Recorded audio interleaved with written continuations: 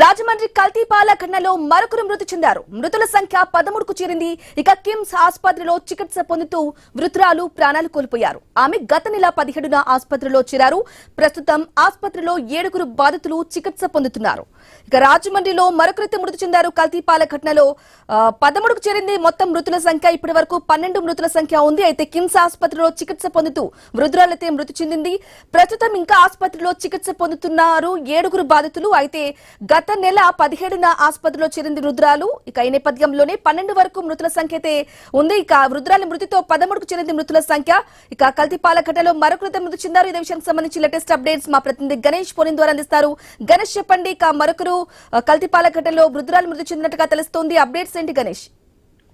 బ్రాహ్మణి గత నెల 17వ తేదీన వీరలక్ష్మి కల్తీపాలు తాగి కిమ్స్ ఆసుపత్రిలో చేరడం జరిగింది. అప్పటి నుంచి ఈ కిడ్నీ ఫెయిల్యూర్ తో డయాలసిస్ వెంటిలేటర్ మీద చికిత్స పొందుతుంది.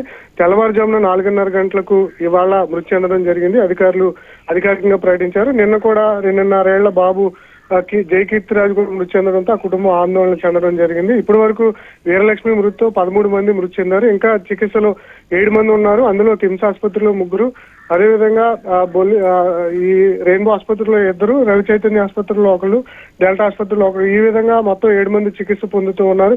వారి పరిస్థితి కూడా కొంత ఇబ్బందికరంగానే ఉన్నట్లుగా వైద్యుల ద్వారా తెలుస్తోంది. ఇదే క్రమంలో వైద్యులు ప్రభుత్వం మానిటరింగ్ చేస్తూ ఉండడంతో మెరుగైనటువంటి చికిత్స అందించేందుకు ప్రయత్నిస్తున్నా కల్తీ పాలు వ్యవహారం ఏదైతే ఇథాలిన్ గ్లైకాల్ కలిసినటువంటి పాలు తాగి కిడ్నీ ఫెయిల్యూర్ అవడంతో వైద్యానికి సహకరించినటువంటి ఆర్గన్స్ తో వీరంతా కూడా మృతి చెందినటువంటి సందర్భంగా అనిపిస్తుంది. ఇప్పటికే 13 మంది, ఇంకా 7 ఇంకా ప్రాణాపాయ స్థితిలో కొట్టుమిట్టాడుతూ చికిత్స పొందుతున్నటువంటి సందర్భంగా అనిపిస్తుంది. నిందితుల మీద ఇప్పటికే కఠిన చర్యలు తీసుకునే విధంగా హత్య కేసులు నమోదు చేసి నిందితుడు గణేష్ ని జైలుకు పంపించడం జరిగింది.